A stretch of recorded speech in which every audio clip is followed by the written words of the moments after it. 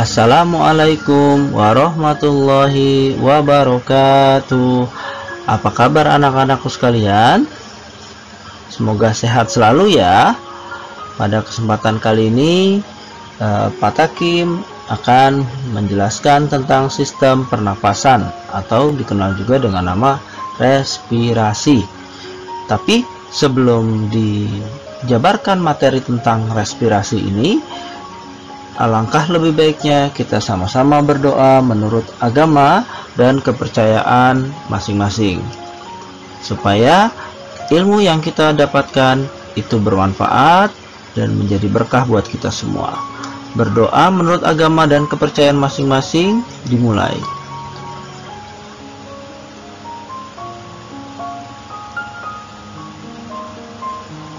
Selesai. Baik, apa sih yang akan kita bahas pada kesempatan kali ini? Yuk sama-sama kita saksikan. Silakan Anda simak. Bila perlu bawa buku catatan kalian. Jika kalian merasa bingung, bisa di pause video ini. Kalian mundurkan kembali videonya sehingga kalian paham apa yang sebenarnya kita pelajari pada kesempatan kali ini. Ya, jangan lupa supaya kalian bisa mengetahui dan memaknai dari pernapasan, sistem pernapasan ini. Oke, selamat menyaksikan.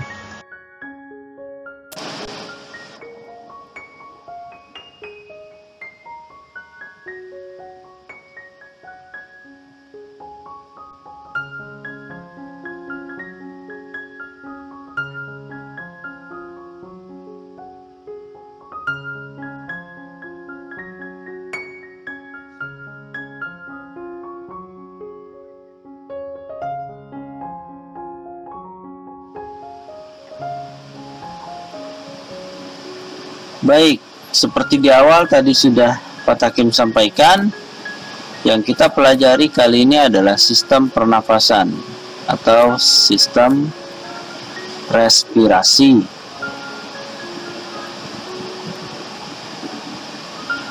Ada dua yang kita pelajari pada pembelajaran kali ini, yaitu yang pertama adalah respirasi pada manusia. Ini adalah respirasi pada manusia. Kira-kira ini gambar apa anak-anak? Ya, silahkan kirim komentar ya di bawah video ini. Kemudian yang kedua adalah hewan. Nah, untuk hewan apa sajakah yang akan kita bahas pada kesempatan atau pembelajaran kali ini? Yuk sama-sama kita lihat dan kita pelajari. Semoga apa yang kita pelajari hari ini itu bisa bermanfaat buat kita semua. Oke anak-anak? Baik. Hewan yang pertama kita pelajari adalah aves. Yang kedua mamalis. Yang ketiga insect. Yang keempat reptile. Yang kelima fish. Yang keenam worm. Ketujuh frog. Ya, kok pakai bahasa Inggris, Pak? Ya, nggak apa-apa.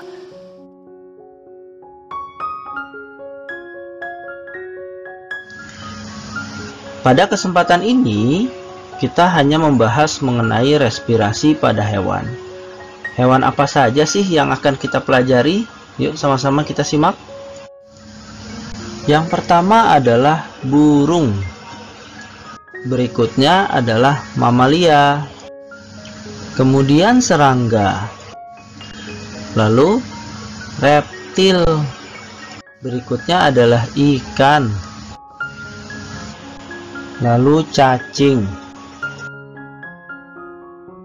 Dan yang terakhir adalah katak atau ya.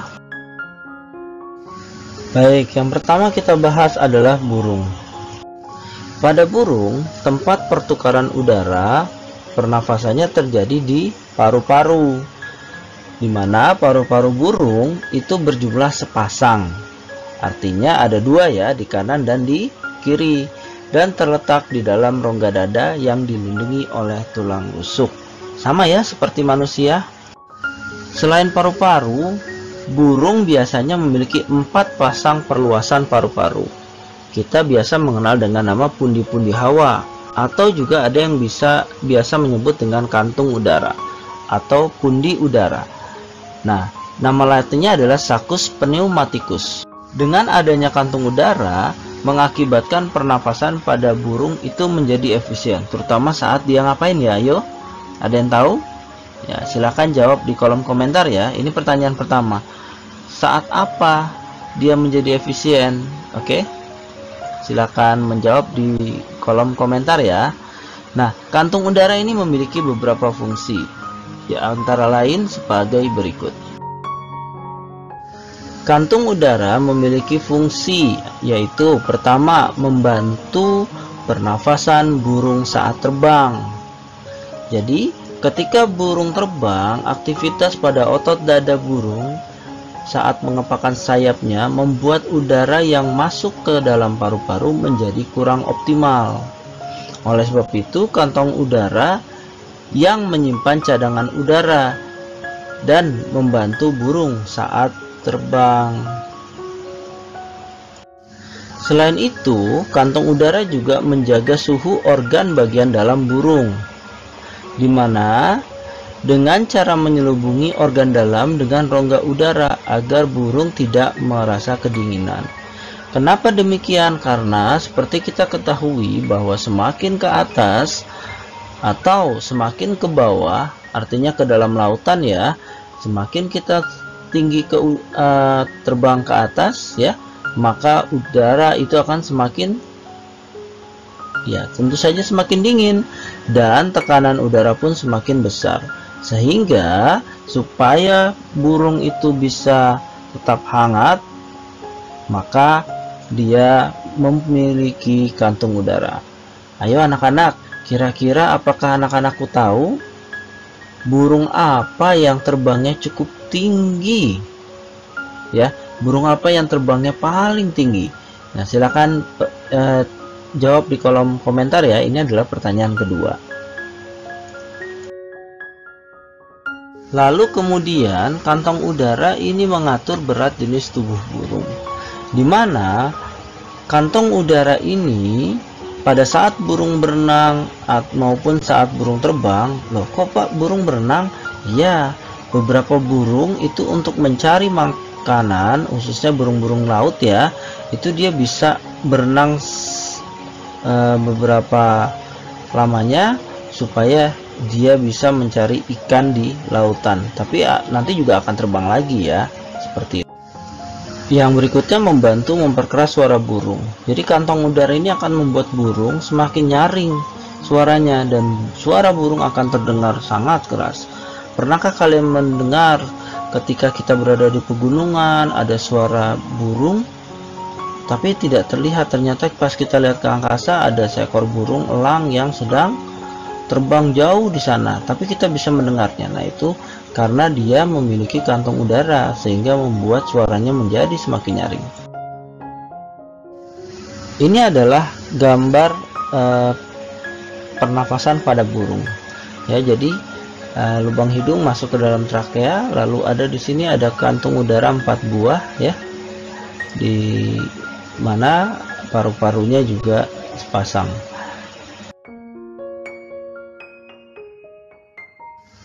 Berikutnya adalah mamalia. Mamalia yang hidup di darat dan di air itu bernafas menggunakan paru-paru. Jadi mamalia itu ternyata ada yang di air loh ya. Nah, kira-kira hewan apakah yang atau mamalia apakah yang hidup di air? Ya, yaitu adalah paus dan lumba-lumba. Itu adalah mamalia. Jadi jangan kita bilang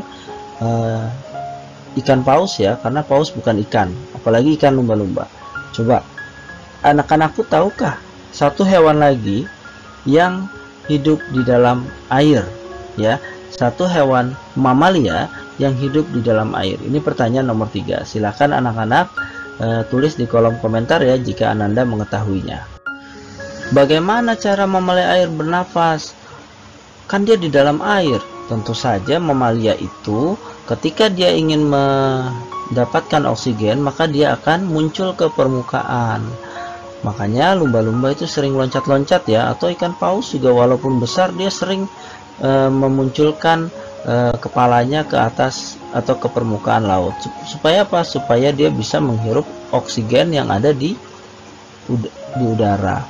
Kenapa? Karena dia tidak bisa menghirup oksigen yang terlarut di dalam air. Karena apa? Karena dia bukan ikan ya, dia adalah mamalia. Ini adalah contohnya. Hewan apa ini kira-kira? Ya, kalian sudah pasti bisa menebak ya. Ini adalah lumba-lumba ya, dimana ada dua paru-paru ya. Paru-parunya itu apa ya bahasa Inggrisnya paru-paru? Ada yang tahu? Nah, coba kalian tulis ya di kolom komentar supaya kalian bisa mengetahui. Coba buka kamusnya ya. Paru-paru dalam bahasa Inggris adalah titik-titik. Kemudian adalah serangga. Serangga bernafas menggunakan tabung udara yang kita kenal dengan nama trakea, di mana udara keluar masuk ke pembuluh trakea melalui lubang-lubang kecil yang kita kenal atau disebut dengan nama stigma atau spirakel. Stigma ini dilengkapi dengan rambut-rambut halus untuk menyaring debu, serta dapat terbuka dan tertutup karena adanya katup-katup yang digerakkan oleh otot. Lalu kemudian trakea bercabang-cabang ke seluruh tubuh serangga. Nah, cabang-cabang trakea ini dikenal dengan nama tracheolus. Nah, ini adalah contohnya. Kira-kira hewan apa ini? Ya, ini adalah hewan belalang ya. Jadi di bagian yang kotak hitam itu ya, itu adalah stigmanya atau spirakelnya, tempat udara masuk. Lalu dia ada trakea di sini. Ya, trakea itu kalau kita lihat seperti selang pada AC di rumah kalian ya, atau yang ada di kelas.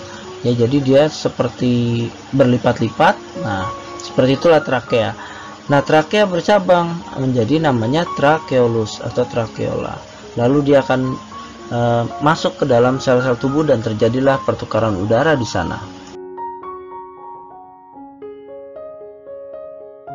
Berikutnya adalah reptil. Sistem pernapasan pada hewan reptil itu adalah paru-paru dan dibantu oleh gerakan rongga dada, di mana sistem pernapasan reptil itu tidak memiliki sekat diafragma dan pernapasannya diatur oleh sebuah otot perutnya yang dinamakan dengan otot intercostai. Jadi seperti ini ya kira-kira buaya ya, paru-parunya, lalu dia masuk ke seluruh tubuh. Berikutnya adalah ikan. Ikan bernafas menggunakan insang. Dengan adanya insang, maka ikan bisa bernafas. Mengapa? Karena O2 atau oksigen itu yang diambil oleh ikan adalah oksigen yang terlarut di dalam air. Kemudian air tersebut itu akan melewati insang, di mana di dalam insang terdapat lembaran-lembaran tipis yang berwarna merah muda. Dan bagian terluar dari insang berhubungan dengan air, sehingga bagian dalam berhubungan erat dengan kapiler-kapiler darah. Jadi ketika ikan menghisap air, maka dia akan dibuang kembali melalui insang. Disitulah oksigen yang terlarut di dalam air akan ditangkap oleh lembaran-lembaran tipis pada insang, dan kemudian baru akan masuk ke dalam peredaran darah ikan dan diedarkan ke seluruh tubuh ikan. Nah, ikan tidak mampu hidup lebih dari beberapa menit di luar air. Kenapa? Karena sistem pernafasannya adalah mengambil oksigen yang terlarut di dalam air. Jadi bukan yang oksigen yang ada di udara ya. Makanya dia tidak bisa bernafas di atas air ya, seperti itu. Nah, kira-kira seperti ini. Lihat panah biru. Nah, arus air masuk ke dalam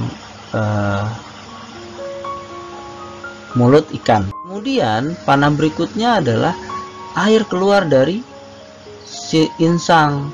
Nah, disitulah terjadilah pertukaran udara yang terlarut di dalam air. Jadi nanti CO2-nya bagaimana? CO2-nya juga akan terlarut bersama air yang keluar dari insang ikan. Nah, kalian lihat di situ yang dilingkari itu ada filamen atau bagian lembaran insang. Jika diperbesar, maka air yang masuk itu yang berwarna merah adalah yang kaya oksigen, lalu yang biru adalah yang miskin oksigen. Apa sih Pak maksudnya? Nanti kita akan pelajari lebih jelas dan lebih detail di sistem peredaran darah ya. Jadi sabar, ikuti aja alur dari pembelajaran ini. Oke?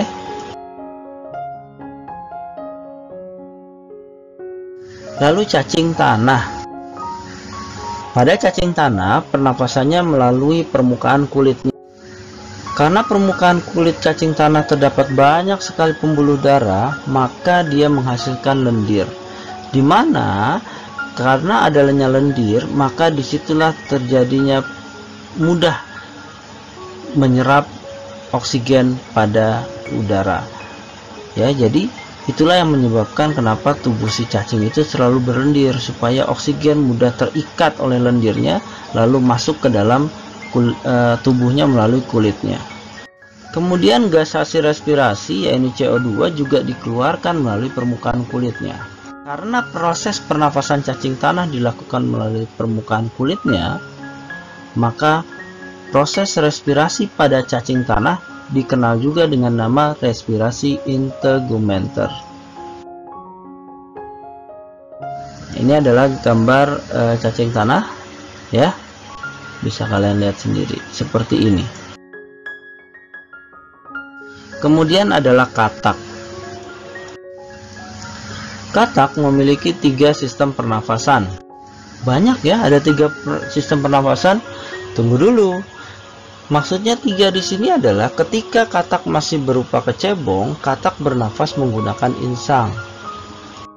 Lalu kemudian ketika katak sudah mulai dewasa, maka dia akan bernafas menggunakan kulit dan paru-parunya. Saat katak dewasa bernafas menggunakan kulit, kira-kira apakah kulitnya berlendir juga seperti cacing? Ya. Jadi ciri-ciri hewan yang bernafas menggunakan kulit, maka kulitnya itu selalu berlendir. Makanya cacing dan katak itu kulitnya berlendir. Paru-paru katak berjumlah sepasang. Artinya ada berapa buah? Ya, 2 buah. Nah, dari gambar kalian bisa lihat bahwa saat dia berupa kecebong, dia menggunakan insang. Adakah yang tahu kenapa dia menggunakan insang? Iya, karena katak kecebong, bukan katak, karena kecebong atau nama lainnya, ada yang tahu? Silahkan tulis di kolom komentar ya. Nama lain katak, nama lain dari kecebong adalah titik-titik. Ini adalah soal keempat. Nah, pada saat dia berupa kecebong, maka dia bernafas menggunakan insang. Kenapa? Karena dia berada di dalam air, artinya dia tidak keluar dari air sampai dia berubah menjadi katak dewasa. Nah, ketika dia menjadi katak dewasa, barulah paru-paru dan kulitnya itu berfungsi sebagai sistem pencernaan katak. Oke, terima kasih atas perhatiannya. Ini saja yang bisa Pak Takim sampaikan. Semoga apa yang kita pelajari hari ini bisa bermanfaat dan bisa kalian ingat. Tentu saja, jika kalian lupa bisa diulang kembali videonya dari awal. Terus kalian pause untuk diingat kembali dan lanjutkan dan seterusnya ya, sehingga kalian bisa memahami dengan lebih mendalam pembelajaran atau materi ini. Sebelum kita akhiri pertemuan kita kali ini, mari sama-sama kita berdoa supaya apa yang kita pelajari selalu mendapatkan keberkahan dan limpahan rahmat dari Tuhan Yang Maha Esa, dan juga kita mendapatkan ilmu yang bermanfaat dari pembelajaran kita kali ini. Yuk sama-sama kita berdoa menurut agama dan kepercayaan masing-masing. Berdoa dimulai. Selesai. Terima kasih atas perhatiannya. Jangan lupa bagi yang belum mengklik subscribe dan lonceng notifikasinya untuk mengklik ya. Itu saja dari Pak Takim. Assalamualaikum warahmatullahi wabarakatuh.